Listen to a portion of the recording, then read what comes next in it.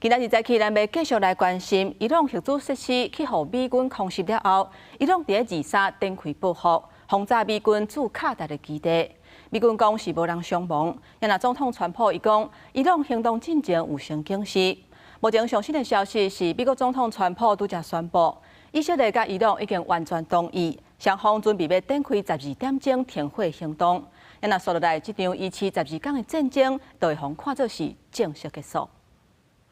卡达夜空更夜夜，美军驻卡达的乌代德空军基地附近，也个人听到爆炸声音。伊朗23回报复核设施被空袭破坏，向卡达发射短程甲中程弹道飞弹攻击。卡达强烈谴责，表示会保留用共款程度直接回应的权利。 هذا الهجوم يمثل انتهاكا صارخا لسيادة دولة قطر. 美国军方甲卡达当局表示，伊朗发射19粒强要被拦炸，干1粒落入基地，无造成伤亡。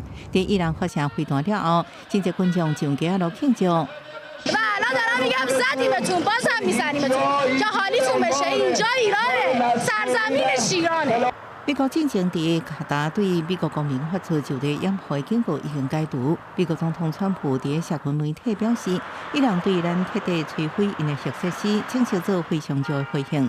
上重要是，因伊朗规个系统正在进出，希望袂有受分。我感谢伊朗提早通知咱。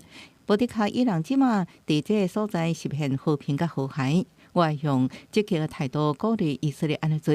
美军官员表示，驻伊拉克的美军基地无正做目标，毋过伊朗一粒对以色列飞弹失效，当时进前触发伊拉克的警报。落下中国甲巴基斯坦想要透过联合国决议谴责美国对伊朗攻击，佮呼吁停火。 Спровоцированная абсолютно агрессия против Ирана не имеет под собой никаких оснований и никаких оправданий. У нас с Ираном давние, добрые, надежные отношения. 当时，伊朗外长访问莫斯科，普廷阁表示对伊朗支持。伫伊朗轰炸美军驻卡达基地军事行动小可停落了后，巴林、阿拉伯联合大公国甲科威特已经重新开放空袭。公司新闻，恩文宁报道。